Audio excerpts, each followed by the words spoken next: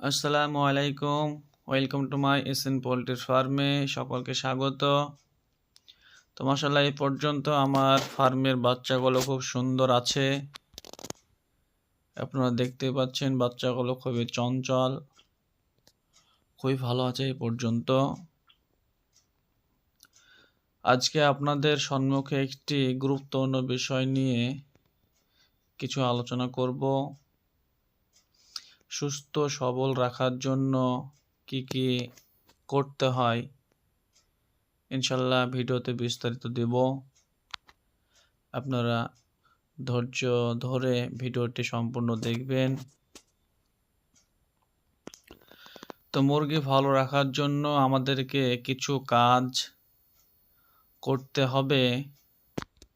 তার মধ্যে একটি গুরুত্বপূর্ণ কাজ হচ্ছে লিটারকে ভালো রাখা।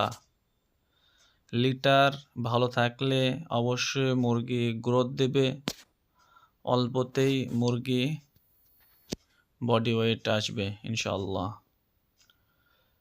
তো আমাদেরকে পা দিয়ে প্রথমত গুঁড়ো গলাকে নেড়ে দিতে হবে, যাতে গুঁড়োর ভিতরে গ্যাস না সৃষ্টি হয়, গুঁড়োটা না খারাপ হয়। তার জন্য আমাদেরকে পা দিয়ে কিংবা অন্যান্য জিনিস দিয়ে নেড়ে দিতে হবে, যাতে গুঁড়োটা ভালো থাকে।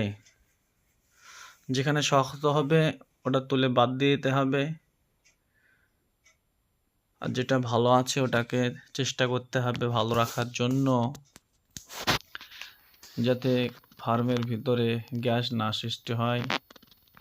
তো ইনশাল্লাহ আমাদের মুরগি অবশ্যই গ্রোথ দেবে। আমরা মুরগিকে দুবার খেতে দিই, সকালে একবার, বৈকালে একবার। তো ইনশাল্লাহ মুরগি পর্যন্ত ভালো আছে, সুস্থ সবল আছে মুরগি। দোয়া করবেন যেন সুস্থ সবল থাকে। এটা আমার নিজস্ব ফার্ম, কোনো কোম্পানির সঙ্গে আমি অ্যাড নেই। তো ইনশাল্লাহ এই ফার্মটিতে কত টাকা লাভ হচ্ছে, কত টাকা লস হচ্ছে, আমরা ইনশাল্লাহ মাঝে মাঝে বিস্তারিত দেব। আপনারা পাশে থাকবেন, ইনশাল্লাহ ভিডিও পেয়ে যাবেন। দোয়া করবেন যাতে মুরগিগুলো ভালো থাকে। ইনশাল্লাহ পরের ভিডিওতে আবার দেখা হবে। আসসালামু আলাইকুম।